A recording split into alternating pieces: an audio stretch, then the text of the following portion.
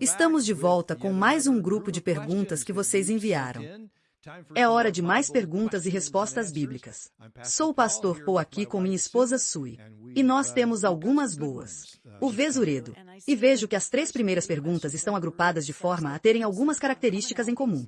Ok. Há questionamentos sobre o sobrenatural, o profético ou frases de efeito que ganham força em certos grupos. E notei que temos muitos telespectadores de outros países. E este vem de outra África. O nome dela é Roa. E ela diz: estou confusa e com o coração partido com o ensino que está se tornando popular no meu continente, que enfatiza o sobrenatural. É caracterizado por palavras como reino do Espírito, aviso no Espírito e palavras proféticas, geralmente em torno do tema da fé. Sim. Na minha opinião, apresenta o cristianismo e todo o conceito de fé de forma performática. Eles chamam isso de Ramavor. Todo esse conceito é bíblico? Bem, é exatamente isso que torna essas coisas tão difíceis. Elas têm suas raízes em conceitos bíblicos e ideias bíblicas. Mas o problema é que eles simplesmente vão além. Eles levam as coisas além do limite e ficam fixados e focados em elementos específicos, do sobrenatural, do profético e assim por diante, a ponto de realmente perder o equilíbrio e ganhar destaque. Às vezes, isso assume o protagonismo. Isso assume totalmente o protagonismo. E então você sabe, ela menciona, você sabe, a palavra rama, que é simplesmente a palavra falada ou profética. E isso já existe há muito tempo. Quer dizer, eu me lembro de lidar com isso na década de 1980, quando você e eu estávamos apenas começando nossa caminhada com o Senhor.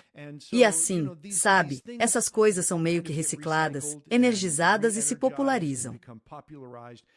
E eu aprendi que no continente africano, em particular, eles ganharam muita força. E ela tem razão. O livro se concentra no tema da fé, mas eles criam um monte de palavras e frases feitas que se tornam pontos focais super enfatizados, o que tira a beleza e a magnificência de compreender a simplicidade da mensagem do Evangelho.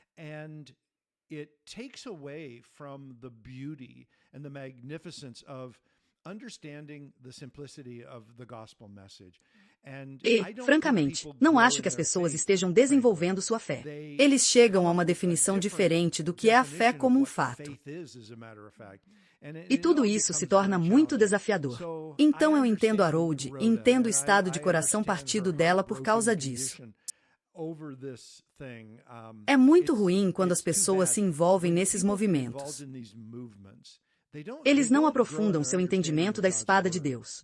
Eles crescem, eles podem se concentrar em um entendimento específico, mas não obtêm uma visão bíblica completa e, portanto, ela se torna muito contaminada e muito distorcida. Desproporcional talvez seja uma boa palavra. E é uma das razões pelas quais temos tentado manter o curso, ensinando toda a Bíblia e fazendo isso de Gênesis a Apocalipse. E sabe, às vezes as pessoas vêm até mim e dizem: Pastor Paul, você não fala o suficiente sobre profecias. E eu respondo: bem, eu falo sobre isso tanto quanto Deus fala. Sim.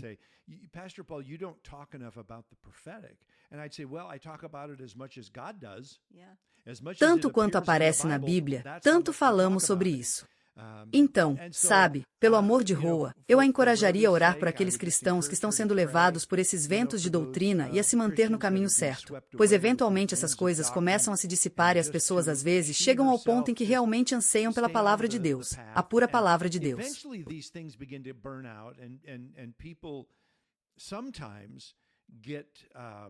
To the point where they really yearn for just the word of God, the pure word of God. E eu encorajaria Roato a estar preparada para quando isso acontecer, para que ela possa simplesmente tirar as pessoas desse atoleiro de loucura e estranheza doutrinária. Bem, aqui está mais uma do Giovanni. Quem diz? Tem uma pergunta sobre a leitura de livros que supostamente contém profecias do Senhor. Sim.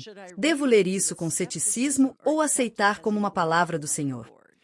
Acho que a maneira mais popular quando você e eu estávamos apenas começando era: Deus estava falando? Era esse o nome? Bem, e mais recentemente, não é tão recente assim, mas sabe, décadas atrás, era Jesus chamando. Era uma ligação. Não estou falando chamado de Deus. Tudo começou, eu acho, com Deus chamando, e então você está certo. E vento Jesus Kalim. E você tem razão. Esses livros tendem a falar diretamente com o leitor, transmitindo uma mensagem do Senhor em primeira pessoa. Na primeira pessoa, eu vou fazer isso e aquilo. E eles não são da Bíblia. Eles podem tomar emprestado conceitos da Bíblia, mas não é uma palavra direta do Senhor. Não é uma palavra profética. Portanto, acho que são perigosos e que os cristãos devem se manter afastados deles. Se você quiser ouvir a voz do Senhor por si mesmo, leia a Bíblia. Sim, ele tem todo tipo de mensagem lá dentro para você. E então, aqui está a terceira, que diz: prezado pastor, espero que o Senhor esteja bem. O que são esses ensinamentos sobre os tribunais celestiais transmitidos por alguns pastores ou mestres? Há algo de bíblico nesse ensinamento? Porque eu li a Bíblia, mas não cheguei nem perto de encontrar algo parecido. Bem, sim. E sabe de uma coisa? Ensinei através da Bíblia 3 vezes inteiras, e não faria isso. Não sei do que se trata. Depende de como eles estão usando. Sabe, eu não ouvi os ensinamentos exatos, tribunais do céu, o que eu não sei. Eu mesmo já ouvi isso. Tudo o que eu diria é: siga a palavra de Deus. Continue lendo as Escrituras capítulo por capítulo, versículo por versículo, e você estará seguro. Claro, e você vai ficar em equilíbrio. E eu acho também que, se algo te deixa tão confuso a ponto de você realmente nos enviar uma pergunta por e-mail, isso já é um sinal de que você sabe que já está inseguro em relação a alguma coisa e talvez devesse se ater àquilo em que já se sente seguro. É um ponto muito válido. Acho que às vezes as pessoas nem percebem porque estão fazendo a pergunta.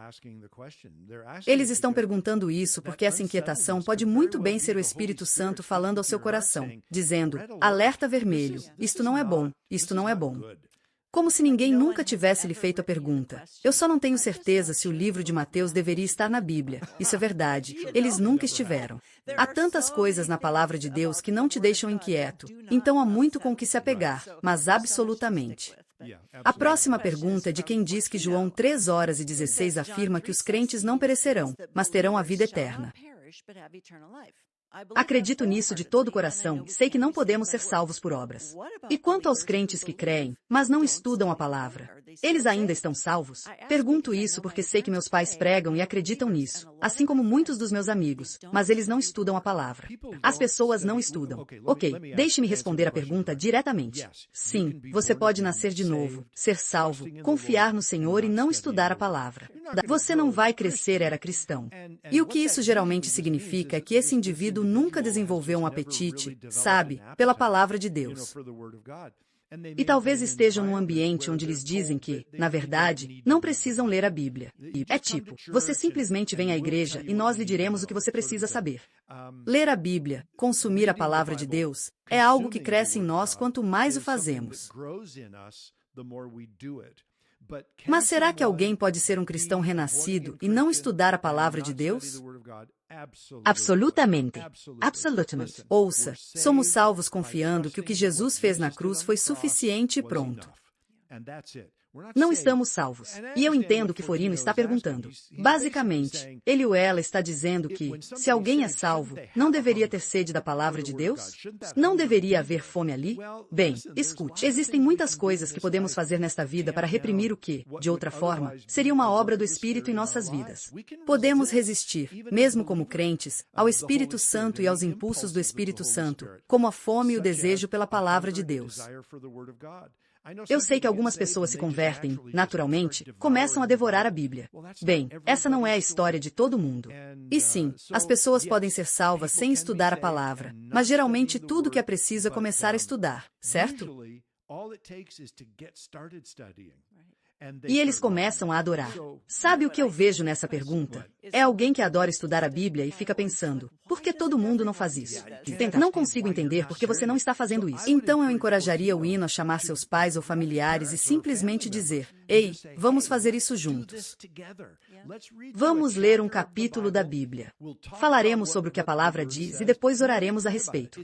É muito simples. Claro, você nem precisa bater no professor. Sabe, acho que muita gente não faz algo assim porque se sente intimidada novamente. Eles pensam, bem, eu consigo ensinar como essa pessoa consegue. Mas você pode ler um capítulo, conversar sobre ele e depois orar a respeito. Portanto, eu encorajaria essa pessoa a fazer isso com seus familiares e a desenvolver esse gosto pela palavra. Claro, tentar. Ok. Aria diz, Jesus diz em Lucas 17, sua citação, o reino de Deus não virá de maneiras que possam ser observadas. Nem dirão, ei-lo aqui ou ali, pois eis que o reino de Deus está no meio de vós. Isso significa que Jesus retornará fisicamente para governar e reinar em um verdadeiro reino milenar? Como posso entender este versículo bíblico? Você entende este versículo bíblico no contexto em que foi dado. E Jesus estava falando principalmente aos judeus porque, como vocês sabem, havia todo tipo de ideia que os judeus tinham sobre como o Messias viria, como ele estabeleceria o reino de Deus e como isso se desenrolaria depois que ele fizesse. E, é claro, eles não perceberam a ideia do Messias vindo em meio ao sofrimento. Embora Deus tenha profetizado isso várias vezes no Antigo Testamento, eles simplesmente erraram. Então eles meio que se apegaram aos elementos da vinda do Messias que eles realmente gostavam, sabe, ou que eram sensacionais ou emocionantes. Então Jesus está falando e dizendo, vejam, não acontece da maneira que vocês esperam. E não é algo que vocês possam apontar e dizer, bem, ali, ou isto, ou o que for. Portanto, isso não está falando sobre o seu reinado no reino milenar. Sabe, recebemos informações muito específicas sobre isso, sobre a vinda de Jesus, sobre o estabelecimento do reinado milenar e coisas do gênero. Então isso é mais Jesus falando aos judeus que estavam meio que estabelecidos em seus caminhos sobre como o reino de Deus iria se desenvolver, operar e funcionar. Tentar. Ok, bem, temos uma pergunta que surgiu da nossa sessão de perguntas e respostas do primeiro episódio. Tudo bem. E Lilian perguntou ao pastor Paul, Gênesis 9:4 diz, mas você deve notar que a carne com sua vida, que é seu sangue. Como isso se aplica ao consumo de bife mal passado ou médio? Na verdade, não, por dois motivos. Em primeiro lugar, não estamos debaixo da lei que Deus deu a Israel por meio de Moisés. A igreja não está sujeita à lei do ponto de vista de muitas dessas proibições. Em segundo lugar, Deus estava ensinando ao povo de Israel a importância do sangue. E ele lhes disse várias vezes, não façam isso, não façam aquilo. O sangue é reservado para o sacrifício, certo? Foi para o derramamento no altar pelos pecados do povo. E Deus queria que o povo de Israel aprendesse a respeitar o sangue e a honrar o sangue, e assim por diante. E, claro, tudo isso acabaria se concretizando na pessoa de Jesus Cristo, que derramou seu sangue pelos pecados do mundo. E assim Deus lhes deu proibições no início de seu entendimento. E é assim que a gente meio que se atrapalha. Na verdade, não tem nada a ver com comer, você sabe, carne mal passada ou coisas do tipo. Era uma proibição contra o uso e abuso do sangue.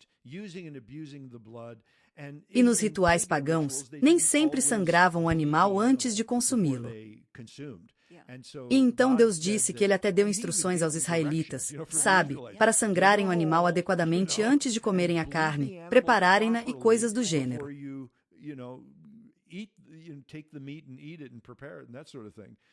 Então, na verdade, foi direcionado principalmente à nação de Israel. Em breve poderei comer o bife deles do jeito que preferirem, sabe? Oh, tudo bem. Então, sabe, da nossa parte, nós não somos pessoas cor-de-rosa. Sim, estamos indo bem. Então, acho que eu teria medo de pedir um bife em um restaurante churrascaria de verdade, porque assim que for é a necessidade. Se assim que disséssemos não ao rosa, eles provavelmente nos expulsariam. Mas, bem, temos alguns familiares que gostam disso, e, para ser honesta, eu meio que sinto vergonha alheia. Então, eu não sou uma pessoa que gosta de comida rara. Mas, de qualquer forma, aqui está nossa última pergunta de Andrea. Olá, Pastor Paul e Sue. Tenho sido abençoado pelo seu ministério. Estou escrevendo porque me deparei com alguém que disse que a cremação não é correta para um cristão, pois não é bíblica. Gostaria de saber se isso importa ou não e se um cristão deveria ser enterrado. Sabe, é interessante que as pessoas digam coisas como você não deveria ser cremado porque não é bíblico. Bem, o que é bíblico? Você sabia que a Bíblia nunca nos diz como cuidar dos nossos mortos? Tudo o que isso faz é nos dizer como diferentes culturas faziam isso, principalmente os judeus, e sabemos que eles passavam por uma preparação do corpo e geralmente colocavam esses corpos em um túmulo. Virrell Sotolde sobre os egípcios que passavam por esse longo e árduo processo de preparação do corpo. Acho que durou uns 30 ou 40 dias, algo assim. E eles fizeram um bom trabalho de preservar os corpos, como sabemos por meio de escavações arqueológicas, sabe, quando encontramos múmias que estavam razoavelmente bem preservadas. Mas nunca há um único lugar na Bíblia que diga explicitamente para fazer isso. Isso só é mencionado no meio de uma narrativa, onde ficamos sabendo como esses outros povos fizeram isso. Então, nós ficamos. Você sabe como lidar com eles? Como eu quero colocar isso? O corpo que partiu, o cadáver, você sabe, de uma pessoa que se foi, a Bíblia não diz. Mas aqui está a questão. Mesmo para aquelas pessoas que foram enterradas, seus corpos, sabe, quando você pensa em centenas de anos atrás, centenas ou até mesmo alguns milhares de anos atrás, não sobrou nada daquele corpo. Bem, na verdade eu dei uma olhada recentemente. E, em qualquer lugar, os ossos humanos podem se decompor a ponto de retornar à poeira em qualquer lugar entre 10 e 5 mil anos, dependendo da acidez do solo, da profundidade de uma sepultura e da secura do clima.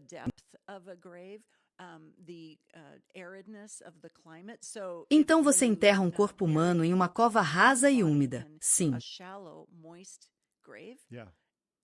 Pode ser feito em 10 anos. Como se tivesse desaparecido. Como os egípcios, como você estava dizendo, frios e profundos, como se pudessem preservar esses ossos por um bom tempo. De qualquer forma, o ponto que você está tentando chegar é que, em muitos seres humanos ao longo de 6 mil anos, eles acabam se desintegrando completamente. Você tem toda a razão. Mas Deus sabe como ressuscitar o corpo. Sim, Ele faz. E isso é um grande mistério. Eu penso sobre isso às vezes. Como Deus pode fazer isso? Ele ressuscitará nossos corpos. Bem, e você sabe, Deus até disse, sabe, você retornará ao pó de onde veio. E assim, não devemos nos surpreender com o fato de que um corpo humano eventualmente se transformará em pó, e que isso é normal. Bem, sabe, pessoalmente eu não tenho nenhum problema com a cremação. Ao longo dos anos, houve até cristãos que foram cremados por sua fé. Queimado na fogueira, sabe? E não é como se Deus fosse dizer, bem, sabe, que pena. Sim, você foi queimado na fogueira e não sobrou nada para eu ressuscitar. Sim, acho que você não vai conseguir um corpo de ressurreição. Isso é ridículo. Deus vai recriar esses corpos e não devemos nos preocupar com isso. Então, sabe, quando alguém diz que não é bíblico ser cremado, eu simplesmente me viraria para essa pessoa e diria, o que a Bíblia diz que devemos fazer com nossos corpos? Depois que sairmos daqui, porque eles não vão poder te responder. Isso só serve para mostrar o quanto dependemos da tradição. Nossa, não é assim mesmo? Qualquer tradição em que somos criados, naturalmente achamos que é o jeito certo e qualquer outra coisa é não bíblica porque não faz parte da nossa tradição, mas também não faz parte da nossa experiência. Sim, com certeza. Então, por hoje é só. Isso é um embrulho. Então, algumas boas perguntas, algumas perguntas bem práticas, que recebemos, e agradecemos a todas que recebemos de vocês. Se você tem uma pergunta que lhe intriga, pode nos enviar um e-mail simplesmente escrevendo para questions@lifebibleministry.com. E se você tiver paciência, chegaremos lá assim que pudermos. Muito obrigado por nos acompanhar desta vez e nos vemos na próxima semana. Que Deus te abençoe.